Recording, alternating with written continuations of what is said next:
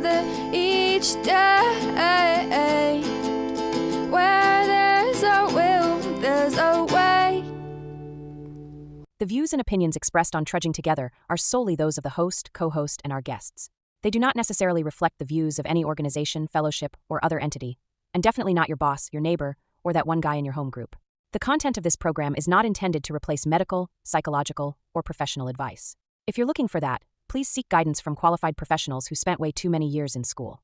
What you'll hear here is based on lived experience, recovery journeys, and the occasional bad coffee-fueled joke. Trudging Together is not affiliated with any 12-step fellowship. We are simply people sharing our stories and walking this path together, one day at a time. Thank you for joining us. And remember, recovery is serious business, but that doesn't mean we can't laugh along the way. Trudging Monday. I have to start that like 2 seconds before it ends. So I have to kind of watch the clock, the countdown. And at 2, I actually start that trudging or sober like 2 seconds before it actually ends so that stuff.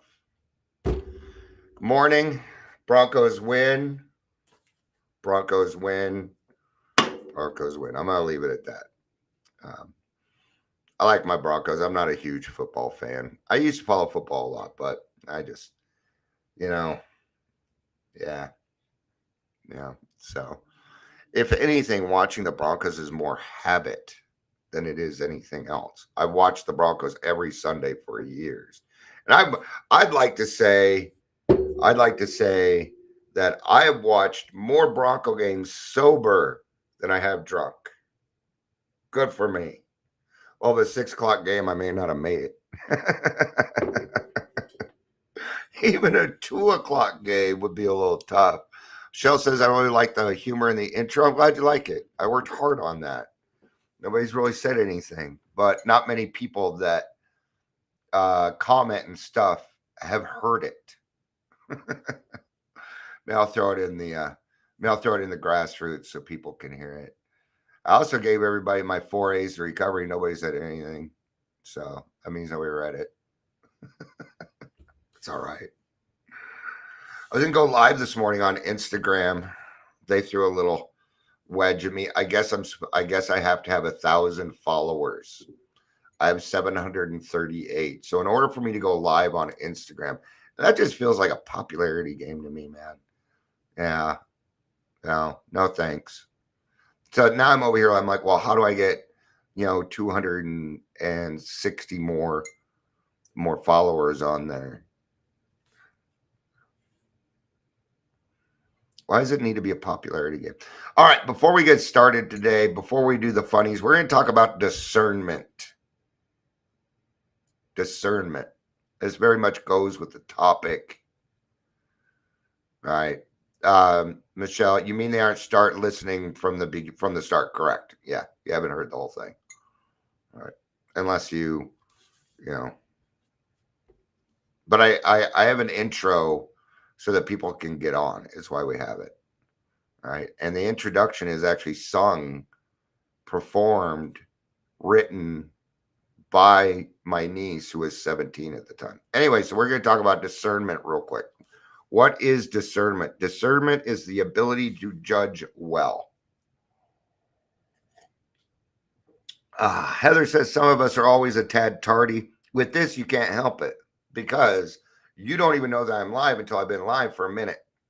So it's actually not on you. It's just the way it goes here.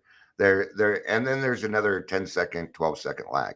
So the discernment is the ability to judge things clearly, not just people, but things clearly and intelligently, especially by perceiving subtle differences and understanding complex situation. It involves making sound, informed judgments, often distinguishing between good or bad or genuine and fake, and may be used to find spiritual guidance. So when we're using discernment, it isn't just necessary with other people. Our discernment has to do with us and looking for progress, looking for direction. And this is actually the way that we say it, doing the next right thing, which for me, If you want to do the next right thing, you go for it. I do what God asked me to do. I don't decide what the next right thing is. Not always. Today I kind of am because I got to get things certain done, things like that. I have a proposal. I know you guys, but I got free ticket to restaurant Friday. I can't remember. And yeah, we'll talk about that. All right. So that was discernment. I just wanted to kind of cover it real quick, because it goes with what we're talking about. But making good judgment, right? Now, discernment leads to strong boundaries. I haven't really told anybody this yet, but I've decided something. I've decided I'm going to go ahead and I'm going to grow my hair back out. Ooh, I'm going to grow a little beard for the winter. I'm already working on it. You can't tell that I shaved down here. It's not long enough yet. So, all right. Think about growing my hair long again. All right, fresh dad jokes. Let's do, what time is it? It is time for Dion's Daily Funnies. I'm going to have to scroll down a little bit. What did the lunchbox? No, we already did that one. What did the alien say to the landscaper? Take me to your widow. It's only funny because I got to do a little, take me to your widow. All right, next joke. Me, I want to write when I grow up. Dad, why don't you left instead? That was stupid, Dad. That wasn't a very good one. All right. How many apples grow on an apple tree? All of them. What did Elvis say to his landscaper? Thank you very much. Thank you. I think we already did those ones. I'll have to prepare those a little bit better. We're going to be in the 12 by 12 today. All right. This confrontation is called facing ourselves. I am kind of utilizing why is everybody sending me shit right now? Stop with the beeping. I don't need dings. No dinging. But I went and changed the title so I can get more followers on Instagram so I go live. I'm kidding. I'm just trying to make it look a little more professional. All right. So what it's wanting, the page it wants us to get to is page 49. Let's start on the middle of page 48, the second full paragraph. If you'd like to get there so you can follow along, great. Do it. Refreshing. Call that talking juice. My wife just sent me a video. Yeah. Oh, great. More sort of stuff. All right. How do I get rid of this?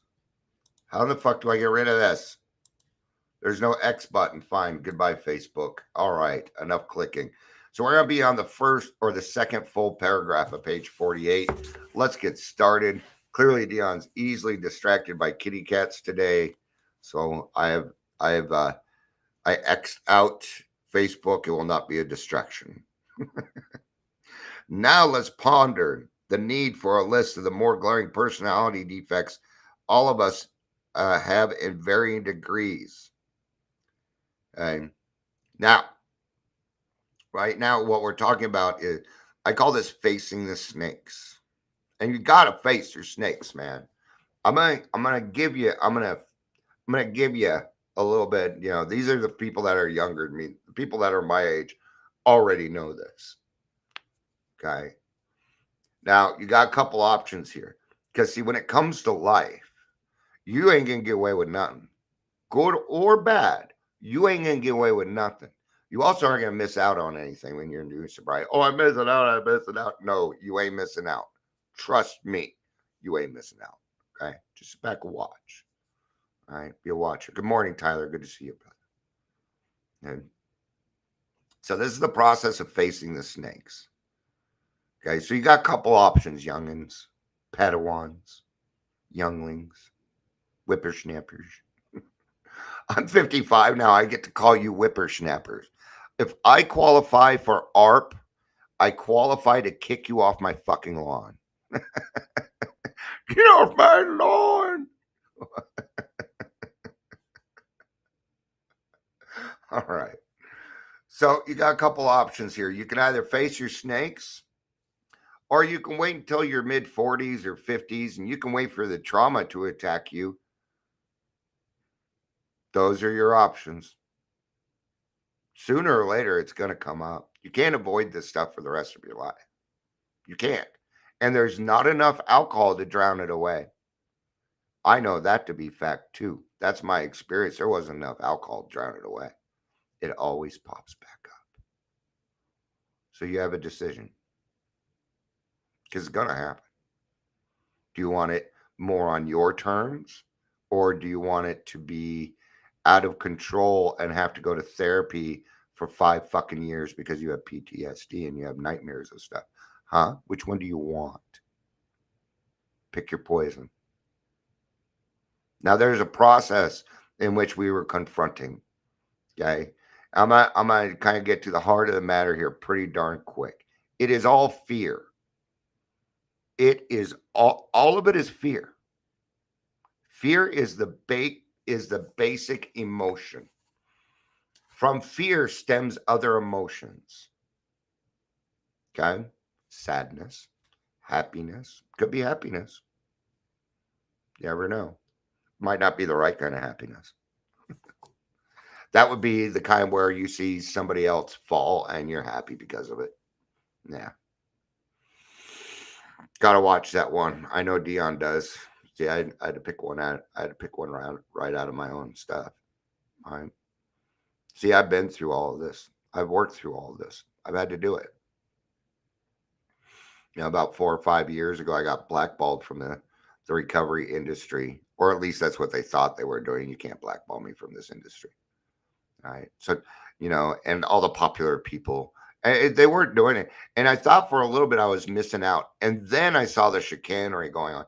Then I started to see people get in trouble. Then I started seeing people get busted for Medicaid fraud and stuff. And I thought to myself, God, thank you. Thank you for removing me from that situation. My intuition was correct. My discernment was correct. Thank you, God. But for a little bit there, I thought I was missing out. No, I wasn't. I was doing exactly what I was supposed to be doing at the moment. All right. So, we're pondering these more glaring personality defects. To those, having religious training, such a list would set forth a serious violation of moral principles. It would. All right. Some others will think of this as a list of defects of character. Still others will call it an index of maladjustments. Some will come quite annoyed if there is talk about immorality, let alone sin. But all who are at least reasonable will agree upon one point, that there is plenty wrong with us alcoholics, about which plenty will have to be done if we are to accept sobriety, progress, and here's the good one, any real ability to cope with life. I don't think I did introductions. That's all right. We'll just skip them today. All right. If you want any real ability to cope with life, which equals serenity and freedom, then confront your snakes. Now, here's the thing. You don't have to do it alone, man. Well, I want to do it alone. We know. We know you want to keep it to yourself. Okay. But once you get over the first 2 or 3 hurdles, I love when people's like, I don't want to tell you it's embarrassing. I'm like, there's nothing you can tell me that, and there isn't. I've heard a lot. I've been through a lot. All right. I'm certainly not going to put you down for your derelictions. That's a pass. You want to know what I believe? I believe people can change. I believe you can change. I changed. I have to believe that you change, that you have the power to change, because I did it. And if you don't have the power to change, that means what I'm doing is fake. I can't have that. All right. But I get proof all the time. I get proof all the time. Yeah. Broncos came back from on the fourth quarter. I mean, no, I'm just kidding. God doesn't do a couple of things. He doesn't do money. He doesn't do football. Okay. He doesn't do those things. All right.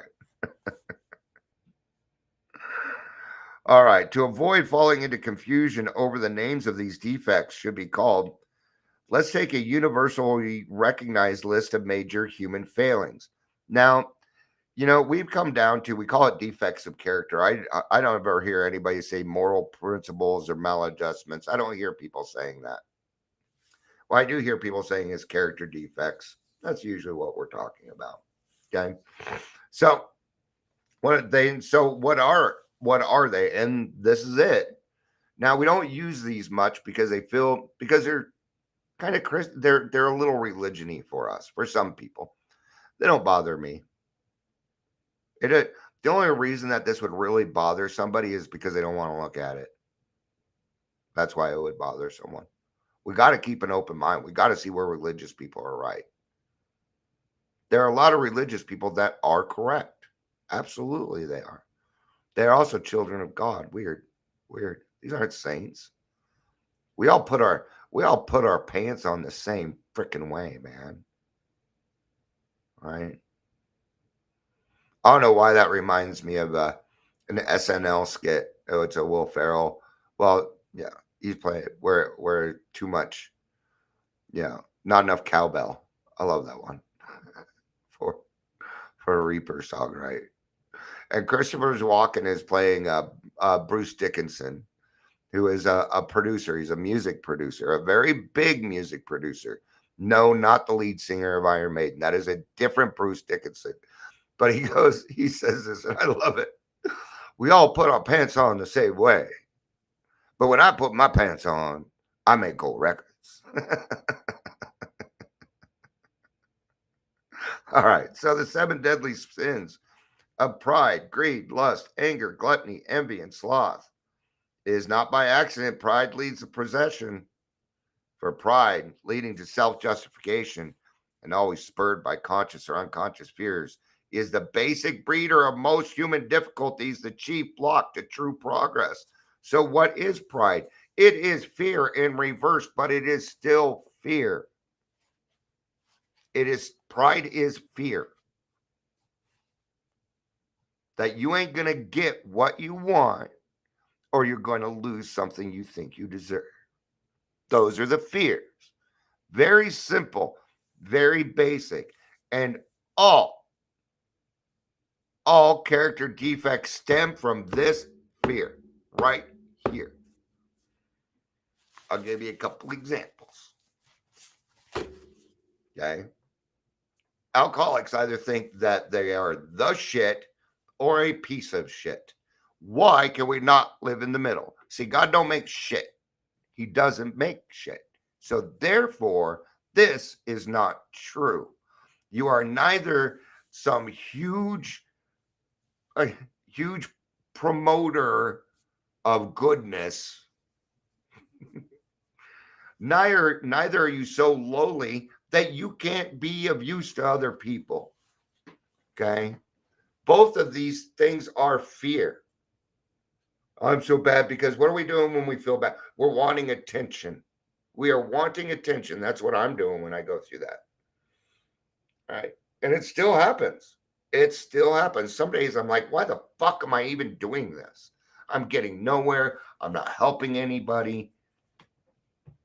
And what is that? Well, it's pride. It's pride.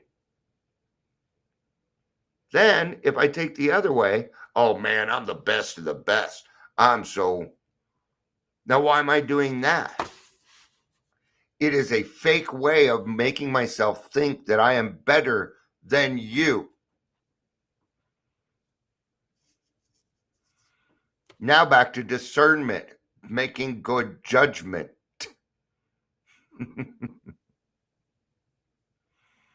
All right. making good judgment. Now, it's got to start with you. Recovery is not an outside job. It is an inside job. Okay? And I don't care who you are. It takes a tribe to get someone and keep someone sober. A tribe. It takes several people to do. You can't have a reliance on one person. No. Your real reliance needs to be on God. That's where it needs to be, not on people. You can rely on people. That's okay. You can rely they're going to pick you up, things like that. But, then that comes back to trust, and trust is only good for one thing. Judging the level you can trust someone.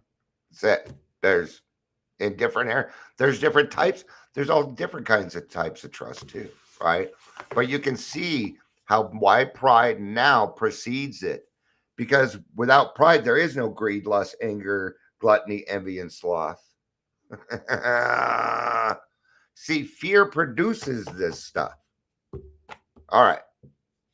It even says right here, our unconscious fears is the basic breeder of most human difficulties. Yeah. Now, you can go out there and you can listen to Miss Brown and Jordan Peterson and who's the guy with the froofy Gabor Mate, who, by the way, is full of shit. By the way, he's full of it. That man has got such a big ego that if I had a pen, I would pop it, and I was near him. Yeah, I would. Okay.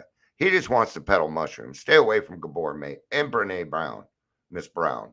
No, not Brene Brown. Brene Brown's awesome. Who's the one I'm thinking of? She's a little bit older, has blonde hair, that raspy voice with glasses. Yeah, she's full of it too. They're doing this. They're doing this.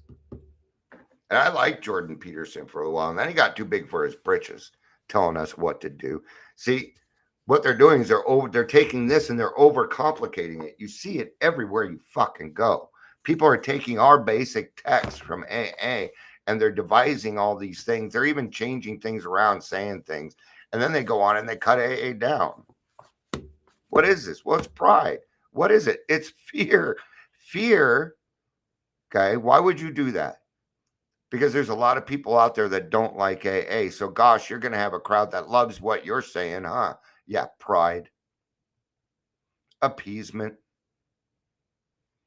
Appeasing the masses. I'll never do that. I don't have the capability to appease you anymore. I don't. All right.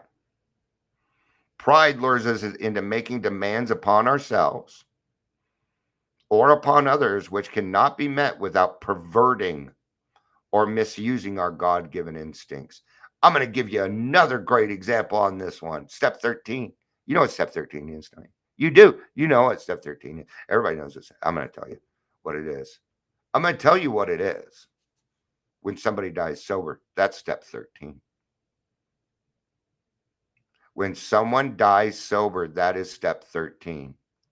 But then alcoholics got a hold of it, and they did what? They perverted. They misused it. They gave it a God-given instinct. And now step 13 means that you're hitting on a newcomer. They made it sexual. Great job, AA. What a horrible, horrible fucking move. You took away our death step. So you could pervert it. So you could call it something. See? It happens. All right. Oops, I know I'm kind of being a dick, huh? I don't mean to be, but if we don't know this stuff, then we don't have what we need to get through the day, man. All right. Okay. Trying to figure out where we need to be in this. All right. When the satisfactions of our instincts for sex, security, and society become the sole object of our lives, then pride steps in to justify our excesses. Well, now it gets even worse. Because what do? Then you put alcohol in you. For an alcoholic, see, a normal person, when they have one drink, it makes them feel a little bit better. They get a little shot of, oxytocin or whatever that stuff is. Now, we get that too, but it also hits another place for us that it doesn't hit in non-alcoholics. The reward center. That's where this pride comes in. So you're going through something, you just did something mean to somebody did something mean to you. You're living in the chaos, so you go drink, and you know what you're telling your brain? This is the correct way. That's what you're doing. That is a big difference between non-alcoholics and alcoholics. Alcoholics are not like addicts. We are born with this disease. We're born with it. I'm getting a little tired of everything being mixed together. It doesn't work that way. See, when everybody gets everything, nobody gets a darn thing. Why? Because when the sole object of our lives, then pride steps in to justify our excesses. Well, I need all this toilet paper. Do you? Do you? All these failings generate fear, a soul sickness in its own right.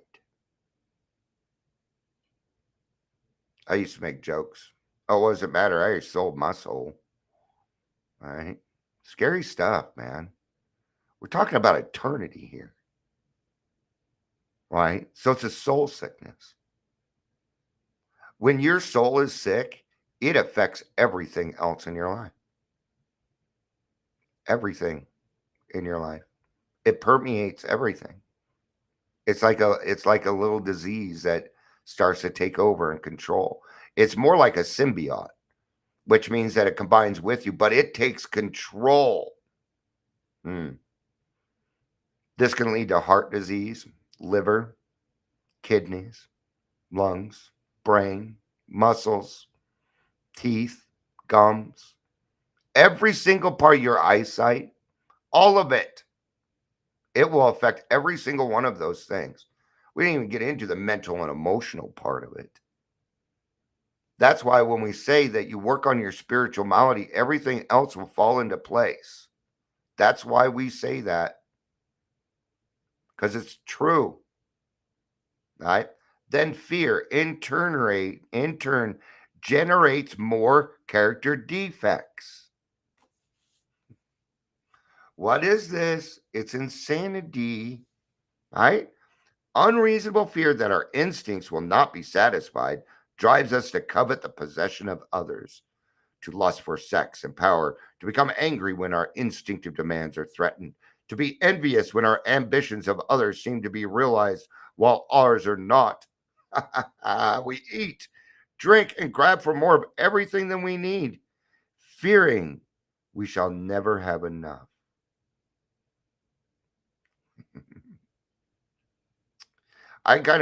For a good part of, for my teenage years, I grew up in the system. Okay. Now, when it came to eating, everybody got served, but you were not allowed to eat till everybody had their food. You weren't allowed to eat until everybody got their food in those group homes. We were grown boys, and whoever ate fastest got seconds. But it had to be equal. Because we never thought, see, we didn't get to determine. I wasn't able to get up, go to the cabinet and grab myself a Pop-Tart if I wanted. There weren't any there. Showering. I still shower very, very quickly.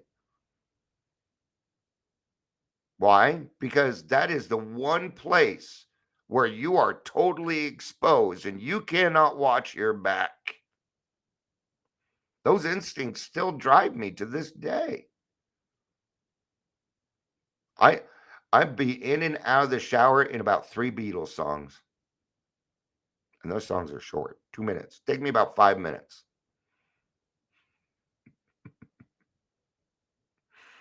All right. Now I intentionally go out of my way to spend a little bit more time. I'm just as clean. You get used to it. So we eat, drink, all right? And with genuine alarm at the prospect of work, we stay lazy, we loaf and procrastinate, or at best, we work grudgingly and under half steam. These fears are termites that ceaselessly devour the foundations of whatever sort of life we try to build. They'll take everything from you. Fear. So you cannot. Oh, wait, I don't think I finished. I got to the part where it wants us. Now I don't remember the page. 49. All right. Yeah. We got it. We got to do one more paragraph. All right. So when AA suggests a fearless moral inventory, it must seem to every newcomer that more is being asked of him that he can do. Now, this is where you're going to tap that unsuspecting inner resource you didn't know you had because you never utilized it. You never even thought you did. You never used it. And what is this unsuspecting resource? It's your higher power. Okay. What's the opposite of fear? Courage. What gives you courage? Your higher power. How do you get courage in your higher power? Trust. It's trust. Trust is how you get rid of fear. And you're not going to get rid of fear. That's not going to happen. Because, see, there are good fears out there, right? Fear you don't want to go to jail. That's why you didn't kill that person, right? See? Fear keeps you in that moral compass there. All right. Why do you not drink anymore? You fear the consequences. Great, healthy fear. That's a healthy fear, right? But we alcoholics take this fear to the extreme, and that's the problem. We take it beyond its intended purpose, and we can't do that anymore. We have to keep it a healthy fear. Okay. So your fear doesn't really go down as much as you get more courage. And you do that by going through hard things, by doing a fearless and moral inventory. You face it. It's courage. And you can do it. I did it. I met plenty of other people that did it. And I've heard some fifth steps that'll blow your fucking mind. I'm like, what? What? What?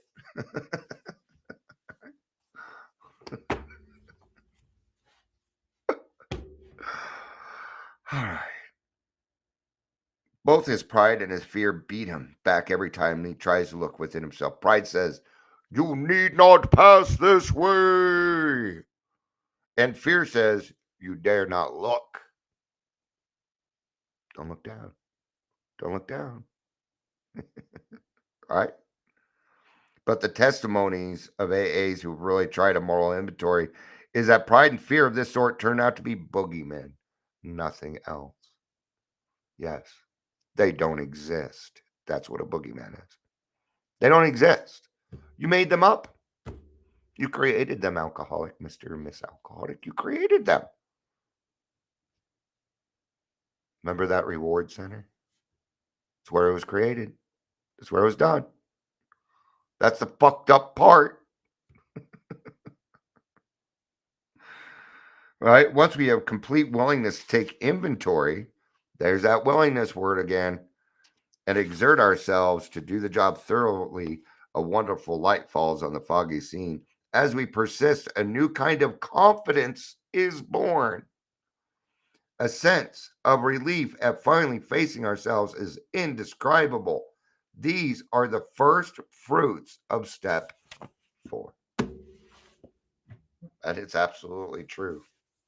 All right, let's get to today's reading. A little bit of repeating. Facing ourselves and fear says, "You dare not look." 12 Steps of 12 Traditions, page 49. How often I avoided a task in my drinking days just because it appeared so large.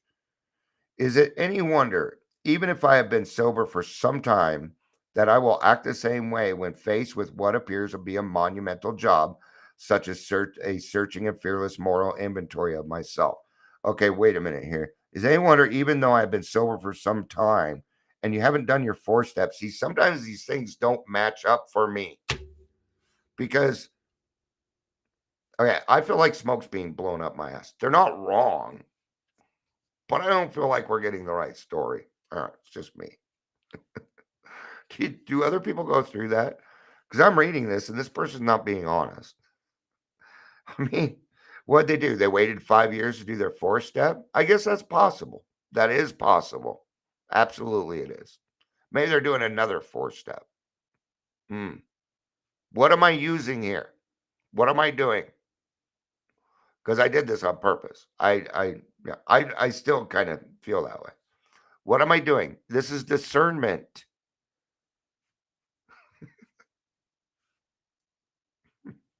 Now, did you see the pride in it? Did you see the pride? Huh.